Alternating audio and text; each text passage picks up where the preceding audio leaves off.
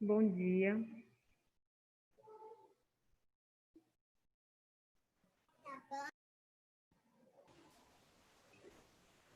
Cadê o som?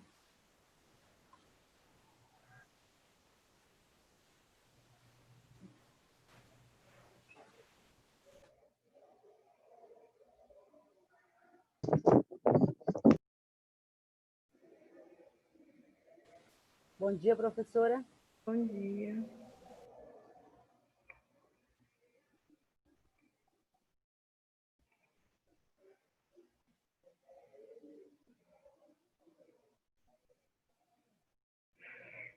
Hoje o assunto não é muito extenso, talvez ele seja um pouco complexo, mas extenso ele não é. Hoje nós vamos falar sobre o Westenblat.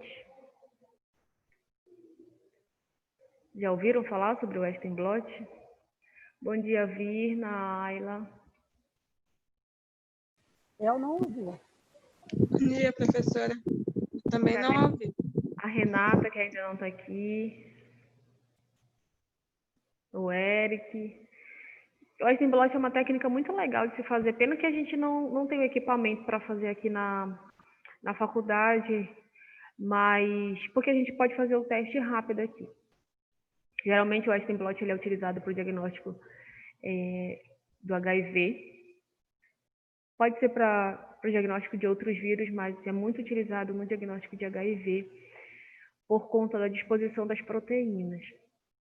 Então, aqui no Westenblat a gente vai ver uma eletroforese, né, de proteínas, e elas vão percorrer o gel de acordo com o peso molecular. E aí a gente vai ver o porquê que acontece isso, como é que acontece isso, quais são os materiais que a gente utiliza. Como eu conversei ontem com os meninos aqui na sala, eu não sei se eu vou passar todos os assuntos que nós tivemos na prova. Porém, eu preciso passar todo o conteúdo para vocês. Tá? Então, a professora Cláudia já mandou para vocês o cronograma de provas? Já sim. Menos mal essa notícia aí. Não vai passar todos os assuntos, né? Eu vou ver se eu não vou passar Glória, todos os Senhor. assuntos. Eu ainda Deus vou é ver. Pai. Vai ser dia 2 a nossa prova, não é isso?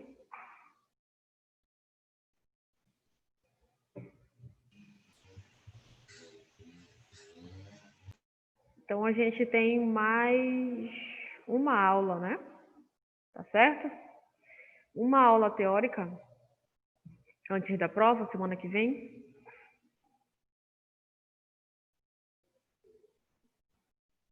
Deixa eu olhar aqui. Enquanto a gente espera os outros colegas chegarem. Sim, professora, tem uma aula teórica ainda. A prova é só dia 30.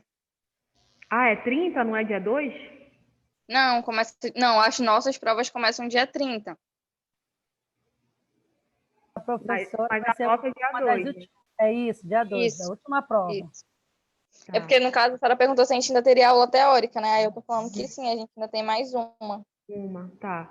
Então, essa próxima aula, eu vou ver se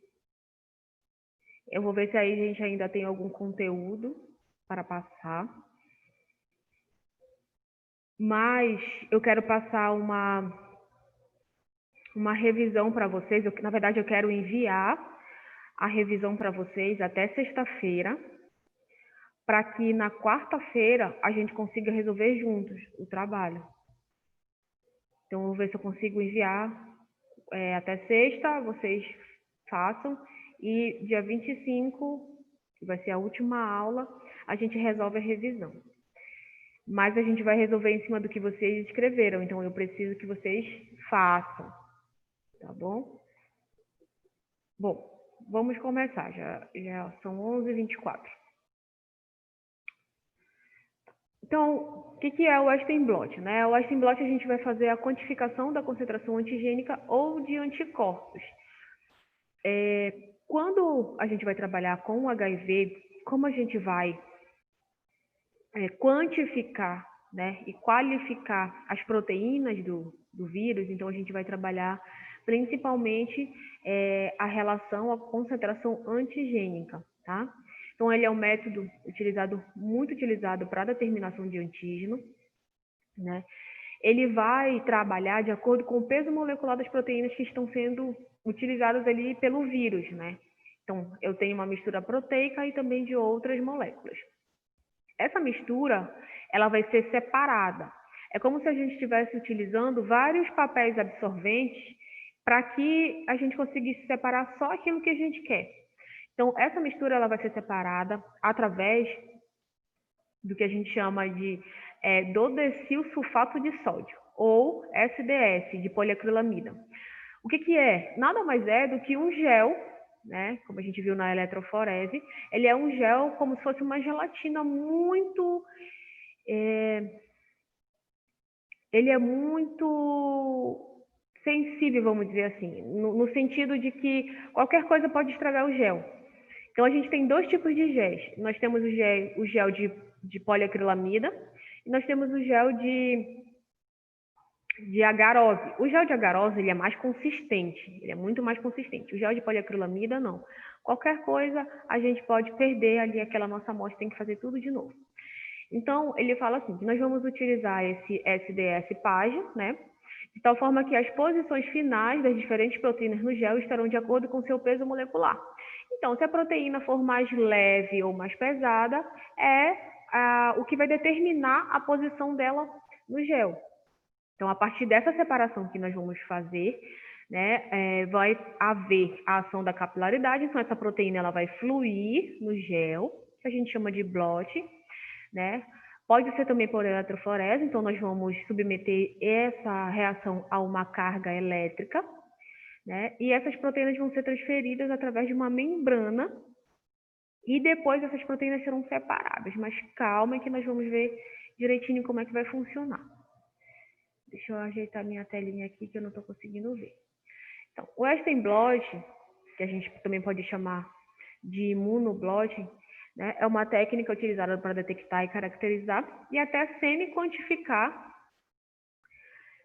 múltiplas proteínas e principalmente aquelas que estão em baixa quantidade nas amostras.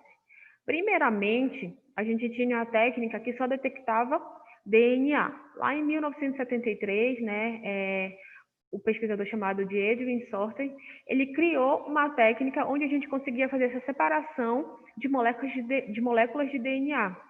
Então, ficou sorting blot. Né? O blotting é essa separação, tá? Então, sorting por conta do nome dele e blotting por conta dessa separação. Como era uma técnica feita para DNA, então o sorting blot ele ficou conhecido como técnica de separação de DNA. Um pouco depois, né, em 1977, alguns pesquisadores já criaram uma técnica que era capaz de fazer separação de RNA, onde eles chamaram de Northern blot. O Northern blot, então, ele foi uma técnica caracterizada para separação molecular de RNA. E, posteriormente, veio, então, a técnica que a gente conhece hoje, né, criada por Tobin e colaboradores, que é o Western blot. Então, o Western blot, ele vai fazer a separação de proteínas totais, independente se é RNA, se é DNA. Então, ele vai conseguir fazer essa separação dessas proteínas. Então, a técnica ela vai consistir em uma eletroforese, né, com o SDS, através do PAGE, onde a gente vai fazer a transferência para uma membrana. Depois que a gente fizer essa transferência, a gente vai utilizar uma solução que a gente chama de bloqueio, né? Para que a gente sempre utiliza essa solução bloqueio? Para que a gente não tenha um falso positivo. Então, eu paro a reação ali, né? E depois eu posso colocar o meu anticorpo específico e vou fazer a detecção da reação. Então, essa imagem que vocês estão vendo aqui ao lado, né, eu tenho primeiro as amostras, né, a preparação das amostras, e cada fileirinha dessa, onde vocês estão vendo essas linhas dispostas, creio eu que vocês estejam vendo na cor quase um roxo, essas aí são a disposição das proteínas de acordo com o peso molecular. Tá? Então, as proteínas mais pesadas, elas tendem a ficar mais embaixo e as leves mais em cima. Quando a gente vai submeter essa corrente elétrica, então, a gente vai ter a migração do polo positivo para o polo negativo, tá? Essa caixinha que vocês estão vendo aqui abaixo é a caixa de eletroforese, né? Que a gente chama de, que a gente fala que é a cuba de eletroforese. A gente prepara o gel, aplica a amostra e coloca dentro dessa cuba de eletroforese para que ocorra essa migração. Após ocorrer essa migração, a gente precisa separar, né, como se a gente fosse filtrar essas amostras. Então, nós vamos utilizar alguns papéis absorventes, algumas membranas, né, que através também dessa corrente elétrica, elas vão conseguir separar, né? Então, elas vão ficar separadas e a gente vai conseguir detectar, então, aquela reação fluorescente, tá? Mas a gente não consegue ver exatamente como a gente está vendo aqui na imagem, essa separação das membranas. A gente vê um pouco diferente, mas dá para fazer o acompanhamento. Então, aqui é como a gente vai colocar a amostra. Em cada pocinho desse, a gente vai colocar a amostra de um paciente e um controle positivo e um controle negativo. Então, submete essa amostra à corrente elétrica. O que vocês estão vendo em azul aí é um tampão. O tampão, geralmente, ele vai servir como um estabilizador da reação, né? Então, ele é uma solução tampão, onde a gente vai colocar a amostra e, quando a gente submete a corrente, ela vai migrar. Agora, assim, ele é um gel muito sensível, como eu falei para vocês. Então, quando a gente vai colocar a amostra, a gente também tem que ter cuidado para que a amostra não passe para o outro poço, porque senão a gente também pode dar um falso positivo. Eu não sei se a gente consegue ao menos fazer aqui, precisava de um pouco de poliacrilamida, mas eu não sei se a gente vai conseguir, mas vamos ver. Se a gente conseguir terça-feira, eu vou tentar fazer ao menos o gel para vocês verem como é que a gente faz. Então, aqui está mostrando, né, as proteínas, aqui na imagem B. Então, eu tenho as proteínas com as subunidades A e B, né, com uma ligação de sulfato, e eu tenho uma proteína com uma única unidade. Então, através dessa corrente, elas vão migrando. Quanto mais pesada, mais ela vai descer. Então, aqui eu tenho como eu faço a transferência. O que é esse gel? Esse gel de poliacrilamida é como se fosse uma malha, que é essa imagem que nós estamos vendo aqui ao lado. Essa imagem onde tem esses orifícios. Essa é a imagem do gel de poliacrilamida, né, através de microscopia eletrônica. Então, aqui o que vai acontecer? Nessa malha, quando ela ainda estiver fazendo a corrida, de acordo com o tamanho da proteína, né, as proteínas menores vão conseguir passar, na verdade, de acordo com o orifício que a malha vai formar. Então, se a proteína conseguir passar naquele orifício, ela vai descer, né, que ela vai ser atraída. Se a proteína for muito grande, então ela pode ficar em cima, ou vice-versa, né, de acordo com o tamanho, ela vai conseguir passar através dessa malha. Então, a gente vai utilizar o nitrocelulose, né, uma membrana de nitrocelulose, porque ela tem um custo mais baixo. E a gente também pode utilizar, né, esse PVDF, que tem maior sensibilidade, né, em relação à ligação e retenção, que é o tipo de papel que a gente vai utilizar, tá bom? Então, aqui eu tenho as minhas camadas, né, a direção onde eu vou ter essa minha eletrotransferência. Então, eu tenho primeiramente 2 filtros de papel úmido, depois eu tenho o meu gel de poliacrilamida, eu tenho uma outra membrana, mais 2 filtros de papéis, justamente porque eu preciso de ter todas essas camadas. Porque a técnica de Western blot, ela não é uma técnica específica como a Southern blot e a Northern blot. Então, qualquer proteína, ela vai passar. Então, eu preciso ter várias camadas filtrantes para que só a proteína de interesse consiga chegar até ela no final, para que eu consiga observar. A solução bloqueio que a gente utiliza, geralmente, a gente compra no kit, ou a gente pode utilizar o leite, proteína do leite, né? Então, é uma membrana que vai se formar que tem uma alta afinidade por proteína. E eu posso utilizar o leite, né, ou esse BSA, que é um soro contendo albumina, ou o ovo, né, o ovo que também contém albumina. Então, essas proteínas, elas vão ter afinidade pela albumina e elas vão se ligar nelas, tá bom?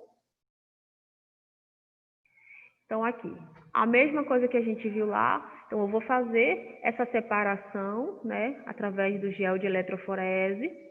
Depois que eu fizer essa separação, eu vou separar todas as proteínas para que fique só a qual eu quero, a minha proteína de interesse. Então, eu coloquei a solução bloqueio, né? E fiz a separação. Submeti novamente a técnica de eletroforese e no final eu vou conseguir ver direitinho o que eu quero. Então, como é que vai ocorrer essa eletrotransferência? Primeiro eu vou submeter aquele meu gel a uma corrente elétrica. Quando eu submeto a corrente elétrica, ela vai passar para a segunda membrana.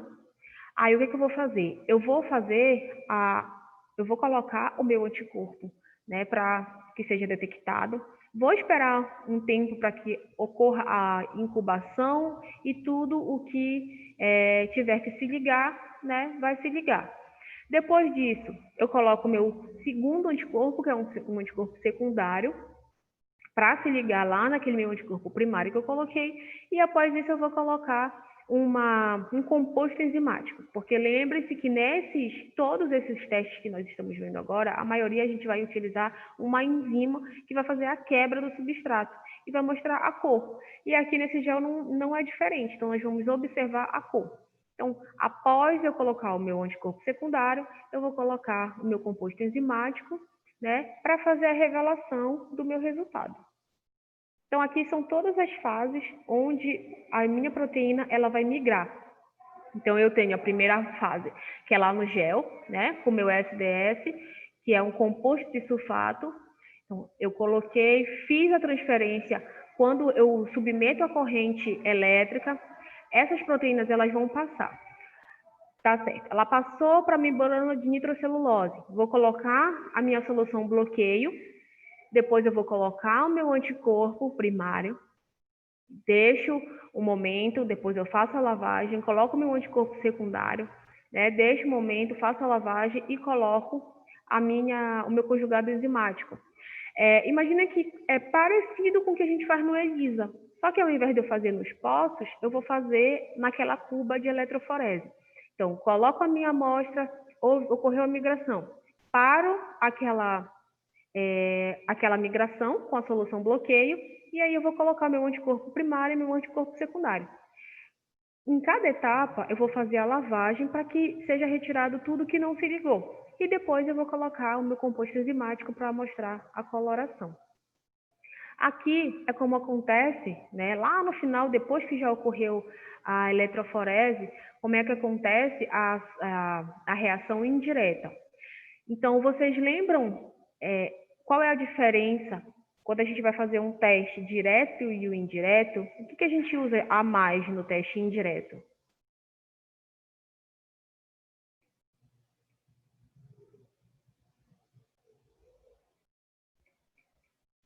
O que a gente... Qual é? Teste indireto que a gente não utiliza no direto.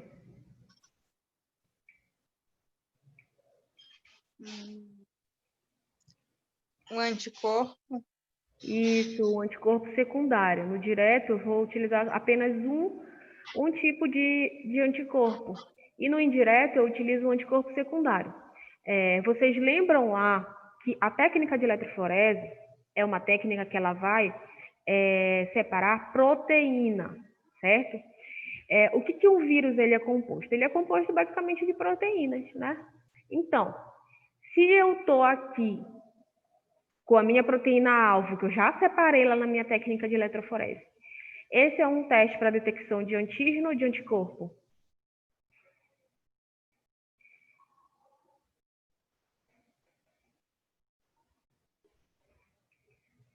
Eu já estou com a minha proteína aqui, a proteína do vírus está aí. Ele é um teste de antígeno ou de anticorpo?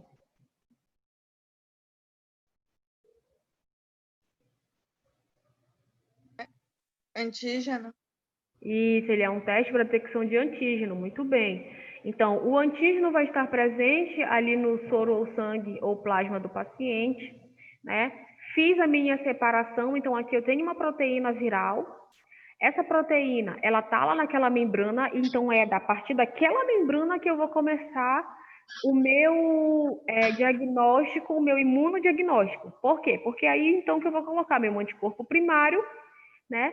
Aí deixa naquele período de incubação, faço a lavagem para se retirar tudo que não se ligou, vou acrescentar meu anticorpo secundário, né? Que ele vai estar conjugado com a enzima ali, E essa enzima, a partir do momento que eu coloco o substrato, ela quebra e me dá uma coloração. E aí, então eu consigo observar, tá? É o mesmo princípio da técnica de ELISA, só que aqui nessa técnica de Western blot, ela vai detectar qualquer tipo de proteína. Por conta disso, eu tenho que utilizar a solução bloqueio.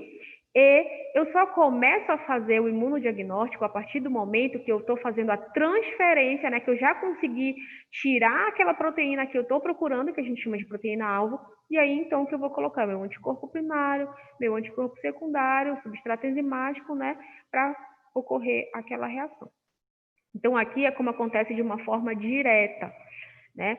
Aqui eu tenho o meu anticorpo, aqui eu posso estar procurando não antígeno, mas sim anticorpo, diretamente ligado, né, ao meu anticorpo marcado, tá bom? Então, é mais ou menos assim que acontece de uma forma direta. Aqui nessa imagem, vocês podem ver lá atrás, mais ou menos, onde tem só um anticorpo, a detecção de uma forma direta, conseguem perceber lá atrás, onde está só um anticorpo vermelho? Lá atrás é o que está acontecendo de uma forma direta, e aqui na frente a detecção de uma forma indireta, porque eu tenho 2 tipos de anticorpos, tá bom? Então, aqui é a detecção da reação. Então, depois eu fiz a eletroforese, separei minha proteína, fiz a marcação, agora eu tenho que fazer a observação da cor. Então, eu vou fazer essa observação da cor através da quimioluminescência ou através da fluorescência. Vai de acordo com o equipamento que eu tiver, tá? Eu posso fazer essa observação no microscópio ou eu posso submeter aquele aparelho onde ele vai captar a luz onde a gente vai conseguir ver a quimioluminescência. O importante disso tudo, que eu quero que vocês saibam, é que ele vai gerar uma cor. E essa cor, a posição dessa cor, ela vai variar de acordo com o tamanho e o peso da proteína que migrou lá no gel. Tá? Então, aqui eu tenho o substrato, né? A minha enzima, ela vai fazer a quebra desse substrato, por isso que eu tenho o meu composto enzimático, vai produzir a luz e eu vou conseguir fazer essa observação, porque eu consigo observar a cor. Tá?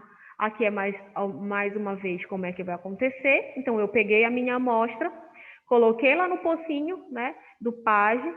Essa amostra ela foi submetida a uma corrente elétrica. Quando ela é submetida à corrente elétrica, aí eu vou passar para a membrana.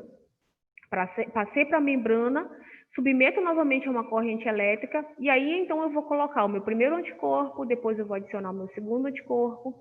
Após isso, eu adiciono o meu substrato enzimático que vai fazer a quebra, e então eu vou conseguir observar a coloração final. Que é mais ou menos como é que vai dar. E aqui é um resultado de Western blot, tá? Como é que a gente consegue observar essas bandas de migração, tá? Geralmente, o que eu posso fazer? Eu posso procurar uma proteína específica do vírus ou eu posso procurar mais de uma proteína. Para o HIV, geralmente, para a gente fechar o diagnóstico, a gente procura todas as proteínas, né, principalmente as proteínas externas ali. Então, eu consigo fechar o diagnóstico.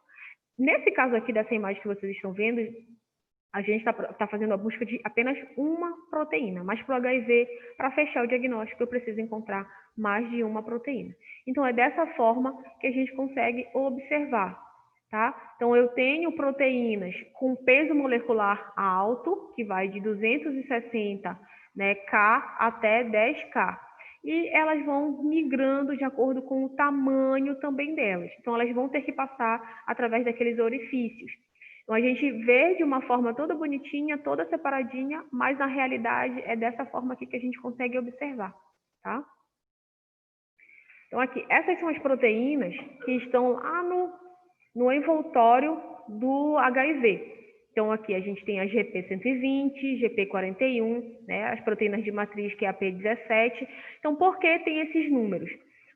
Nas proteínas do HIV, essas proteínas de superfície, essas proteínas que vão fazer parte do envoltório ali do material genético, elas ganharam o nome de acordo com o peso molecular. Tá?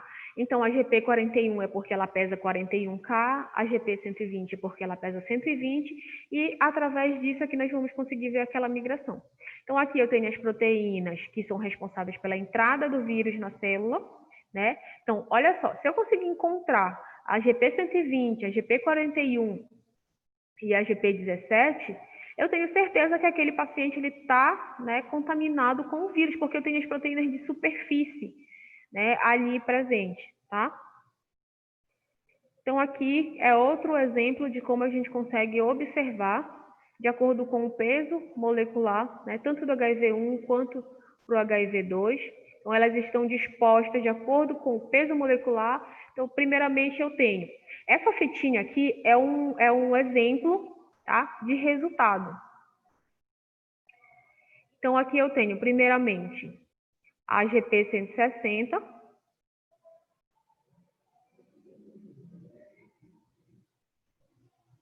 Então, primeiramente, eu tenho aqui a minha GP160, né, que é a proteína mais externa.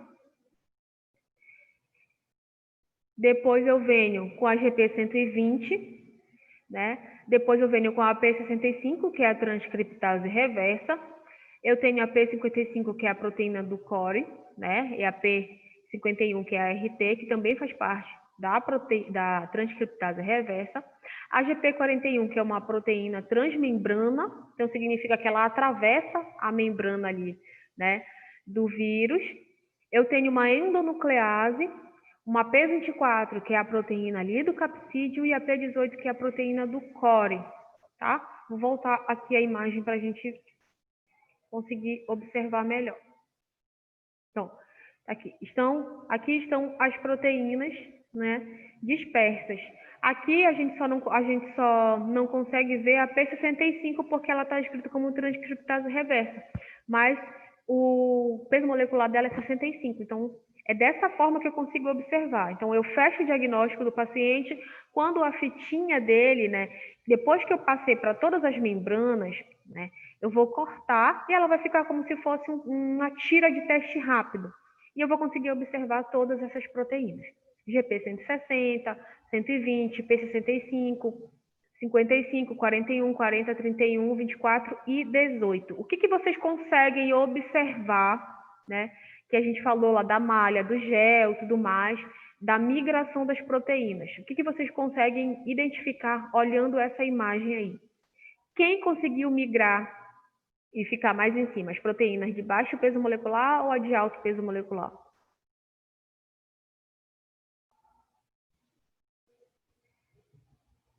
É de alto peso molecular. Isso, então aqui no HIV, as proteínas de alto peso molecular, elas ficaram porque elas não conseguiram passar, né, nos orifícios da malha ali do gel de poliacrilamida, tá? Quando a gente vai passar para a matriz, que a gente chama que é a membrana de nitrocelulose, é como se você tivesse pegando... Professora, desculpa estar incomodando, mas a senhora passou a imagem? Não. Tá na mesma imagem. Tá na mesma? Desde Tá. Ah, tá. Porque parece que no meu... Não vejo nem a setinha que a senhora sempre mexe. Aí a voz também está travando muito. Não, tá na mesma imagem. Aí o que acontece? Então ela não conseguiu passar e elas foram ficando, né, lá em cima. Então as proteínas com maior peso molecular ficaram em cima e as de menores peso molecular ficaram embaixo, tá? Então o HIV recebe o nome, as proteínas dele recebem o nome de acordo com o peso molecular. E eu só posso fechar o diagnóstico do paciente se eu tiver todas as proteínas. Se eu não tiver todas as proteínas, ou eu faço uma nova coleta, né? Ou se ainda tiver amostra biológica, eu faço novamente. Se não tiver, eu tenho que solicitar uma nova coleta, tá? Para o paciente, porque eu tenho que ter todas essas proteínas aqui à amostra. Então, como eu ia falando, que agora eu lembrei, quando o gel de poliacrilamida faz essa migração, nada mais eu vou fazer do que... vocês lembram quando a gente tinha aquele papel carbono, né? Que tudo que a gente escrevia ficava no outro papel? É mais ou menos isso que eu vou fazer entre as membranas. Eu vou passar o desenho que migrou lá do gel de poliacrilamida para a membrana para conseguir ver nessa disposição. Tá? Então, é aqui, ó. Aqui eu tenho um teste também real, tá? Onde eu consegui, em uma amostra, eu consegui identificar. tá? Eu consigo identificar 160, 120, P55, 41, 31, 24, tá? Então, aqui, a linha 1 é o controle positivo, né? Linha 2, controle negativo. A, negativo. B, indeterminado. E o C, positivo. E por que a gente tem que colocar o nosso controle positivo? Para que eu consiga comparar, né, com uma amostra que eu já sei a característica de migração, né? Então, eu pego uma amostra de um paciente que eu sei que é positivo, eu reconheço essa característica de migração e aí eu comparo com a amostra dos outros pacientes. Por que vocês acham que a amostra B ela é indeterminada?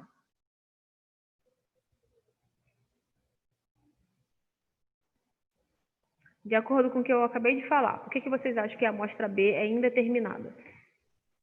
Porque não foi detectado Porque não todas as foi- proteínas.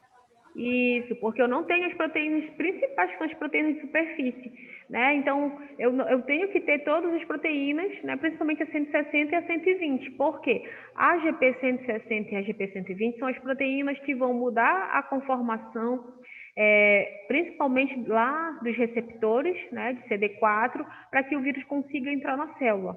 Tá? Então, se eu não tiver uma partícula íntegra, o vírus não entrou na célula. Se o vírus não entrou na célula, provavelmente, né, aquele paciente, ele pode ter uma alteração na estrutura, na superfície ali daquela célula, e o vírus não conseguiu entrar, né?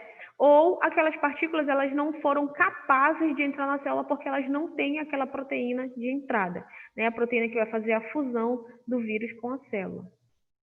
Então, aqui, as aplicações diagnósticas, principalmente a gente utiliza para pesquisa animal, né, o diagnóstico de encefalite, leishmaniose, mieloencefalite, salmonelose, micoplasma. A gente pode até pesquisar algumas doenças hereditárias, tá? Então, é um teste muito utilizado. Na área humana, a gente, apesar dele falar que a gente tem várias doenças que a gente pode detectar, principalmente a gente vai trabalhar com HIV, tá? Então, o Western blot, a gente vai, é como se ele fosse um padrão ouro, né, para o diagnóstico de HIV. O que é uma técnica que a gente fala que é padrão ouro? É uma técnica muito sensível e específica para aquele tipo de micro-organismo que a gente está procurando. Então, não tem como errar se você está vendo todas as proteínas estruturais, todas as proteínas de superfície ali do vírus. Por isso que ela é considerada uma técnica como padrão ouro, tá bom? Quais são as vantagens, então, do teste? É um teste que tem uma alta sensibilidade, né, especificidade. Por quê? Porque ele vai trabalhar com as proteínas, tá? Então, o meu anticorpo primário e meu anticorpo secundário, eles só vão se ligar onde tiver a proteína. E eu vou conseguir ver a disposição de acordo com o tamanho, né, e a migração delas. Ele vai me permitir também o reconhecimento de antígenos individuais. Vocês perceberam lá que cada proteína daquela é um antígeno diferente, tá bom? Então, cada proteína daquela é um antígeno diferente. Então, eu consigo, através de uma amostra, fazer o reconhecimento, né, do perfil de vários antígenos. Então, eu consigo também determinar as proteínas dominantes. Agora, a gente também tem as desvantagens. É um custo médio elevado, por quê? Porque eu vou precisar da cuba de eletroforese. E a cuba de eletroforese, ela não é barata, tá bom? É um procedimento que demora, porque você vai desde a preparação do gel, né? Tem que preparar o gel e ele demora para ser preparado. Depois a gente tem que esperar ele polimerizar, que é igual quando a gente faz uma gelatina. Quando a gente está fazendo a gelatina, ela está líquida, né? E a gente tem que esperar um tempo para que ela comece a ficar um pouco mais sólida, que a gente chama aqui nessa técnica de polimerização, né? Onde os polímeros vão se juntar e formar aquela malha. Então, a gente tem que aguardar um certo tempo. Leva em média de 30 a 45 minutos só para o gel ficar pronto, para ele solidificar. Como a gente tem vários passos, prepara a amostra, prepara o gel, aplica a amostra, faz a coloração, faz a transferência desse gel para a membrana, adiciona meu anticorpo primário, adiciona o anticorpo secundário, coloca o substrato enzimático, eu tenho vários passos aí. E se houver o erro em qualquer um desses passos, né? Eu posso ali dar um falso positivo ou um falso negativo. Então, como tem muita manipulação, né? É uma técnica que ela é mais propensa a erros, tá bom? Então, também a gente vai depender muito da subjetividade da interpretação e também problemas com biossegurança, né? Como a gente vai trabalhar com corrente elétrica, a gente vai trabalhar com substâncias que podem vir a fazer algum mal à saúde, então a gente também tem que ter um cuidado maior, não pode ser descartado em qualquer lugar. Não chega a ser um composto químico como nas outras técnicas que a gente viu, tá? Radioativo e tudo mais, não chega, mas a gente também tem que ter um pouquinho mais de cuidado com as técnicas de biossegurança. Bom, o Western blot, ele termina aqui. O que eu preciso que vocês saibam? O Western blot é uma técnica muito importante para o HIV. E HIV é um teste que a gente faz muito no laboratório. O Western blot é uma técnica onde a gente vai fazer a separação e quantificação de proteínas, né? Nós vamos utilizar a técnica de eletroforese e membrana de nitrocelulose para fazer essa transferência. Após isso, nós vamos fazer a incorporação da parte do imunodiagnóstico, que é a colocação do anticorpo primário, anticorpo secundário, substrato enzimático e a detecção daquela amostra. Quando é que eu considero um teste positivo? Quando eu consigo observar todas as proteínas referentes àqueles vírus, tá? Ou aquilo que eu estou procurando. Se eu não conseguir observar as proteínas iniciais, eu tenho que repetir porque o teste é indeterminado, tá bom? Então, é um teste considerado padrão ouro, né? Muito sensível, muito específico, consigo determinar mais de um antígeno na mesma amostra, porém, como ele requer muitos passos, é propenso a erro de manipulação. E é uma técnica um pouco mais cara, tá? Então, o Western blot é muito tranquilo. Eu consegui 2 artigos para vocês que explicam passo a passo de como é a técnica, tá bom? Vocês têm alguma dúvida em relação a essa técnica?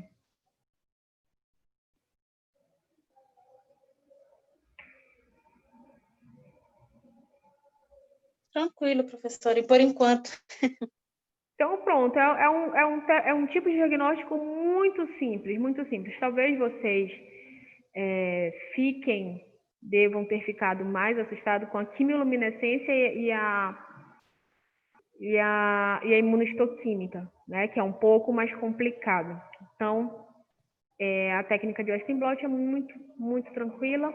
Estudem a quimiluminescência, estudem também muito bem, né, as outras técnicas que vocês não entenderam, como a imunistoquímica, porque a gente tem vários passos, principalmente quando a gente vai falar daquela parte da biotina, da avidina. Até o Eric, ontem, quando eu estava fazendo o teste aqui, disse, olha, a professora fala mesmo, com todos os testes de imunodiagnóstico, nós vamos ver os testes mais sensíveis e mais específicos, sempre eles vão utilizar alguma molécula para melhorar a afinidade daquele diagnóstico. Então, é necessário que a gente saiba a função de cada uma delas. Bom, nós terminamos por aqui, né, a aula de hoje. Vocês conseguiram fazer o currículo Lattes? Todo mundo conseguiu fazer? Eu ainda vou fazer, professora. E ontem sumiu tudo, né? Coitada da Virna, a gente estava aqui e depois sumiu tudo. Vamos fazer assim, vamos ficar mais essa semana para fazer. Na próxima semana que vai ser a revisão, como a gente vai fazer só a revisão, é um pouco mais rápido, a gente vai dar continuidade ao currículo Lattes, tá? Acabou, Eric. Professora, Oi. eu enviei para a senhora meus dados pelo e-mail. Chegou aí? Vi, chegou. Então, a gente vai fazer na próxima aula, a gente dá continuidade com o currículo Lattes, tá? Eu quero que vocês façam a mesma coisa que a gente fez para os outros assuntos, como a gente não fez do ELISA, né? É importante a gente fazer do ELISA e esse. O que eu quero que vocês coloquem? Qual o fundamento da técnica, no que a técnica se baseia, como é realizado, tá bom? Qual a vantagem e a desvantagem da técnica e quais são as doenças que a gente consegue detectar, igual como a gente fez dos outros, que é como se fosse um questionário, né, desses assuntos. Eu não vou bombardear mais vocês com muitos assuntos, porque a gente já viu muita coisa. Então, a gente terminou por aqui. Na próxima aula, a gente vai fazer a nossa revisão com calma, né? Eu preciso que vocês resolvam as questões que eu vou passar para vocês e que a gente só tire dúvidas na próxima aula, que é na próxima quarta, não é na terça, tá? Como é que vai ser? Eu não vou ficar falando sozinha, eu vou perguntar para vocês a resposta e eu vou tirar a dúvida de vocês de acordo com a resposta que vocês colocaram, tá? Então, eu preciso que todos vocês façam. Vocês podem me enviar a resolução das questões. Depois que a gente corrigir, vocês vão fazer à mão, né? Consertar o que vocês acham que não ficou legal. E vocês me enviem por e-mail, também feito à mão. Então, o que a gente tem para esse final de semana, né? Para essa semana.